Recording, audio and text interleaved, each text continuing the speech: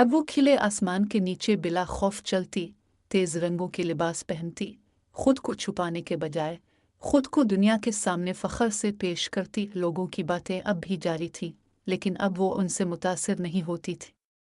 इसने अपनी कहानी सोशल मीडिया पर शेयर करना शुरू की। पहले तो वो घबरा गई, लेकिन फिर कुछ हैरान कुन हुआ। उसके इनबॉक्स में पैगामात आने लगे। अब की वजह से मैं अपनी रंगत से मोहब्बत करना सीख रही हूँ। आपने मुझे एतमाद दिया है, शुक्रिया। आपने मुझे सिखाया कि मैं भी हुसैन हूँ। नया को एहसास हुआ कि ये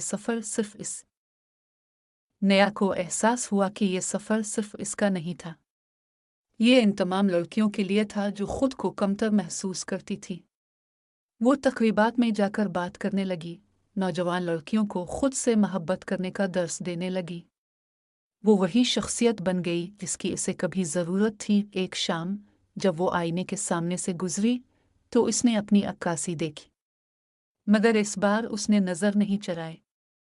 अब उसे एक आम लड़की नज़र नहीं आई, बल्कि एक मलिका, एक जंगजू, एक रोशनी जो अंधेरे को चीर रही थी। नया मुस्कुराई। इसने सारी जिंदगी दुनिया की कबूलियत के लिए तरस कर गज। एक शाम जब वो आईने के सामने से गुजरी तो उसने अपनी अक्कासी देखी, मगर इस बार उसने नज़र नहीं चढ़ाई। अब उसे एक आम लड़की नज़र नहीं आई, बल्कि एक मलिका, एक जंगजू, एक रोशनी जो अंधेरे को चीर रही थी। नया मुस्कुराई। इसने सारी जिंदगी दुनिया की कबूलियत के लिए तरस कर गुजारी थी, मगर आखिर में जिस कबूलियत की सबसे ज्यादा जरूरत थी वो खुद की थी। सबक: दुनिया आपकी पहचान को महदूद कर सकती है, लेकिन असल खूबसूरती खुद को कबूल करने में है।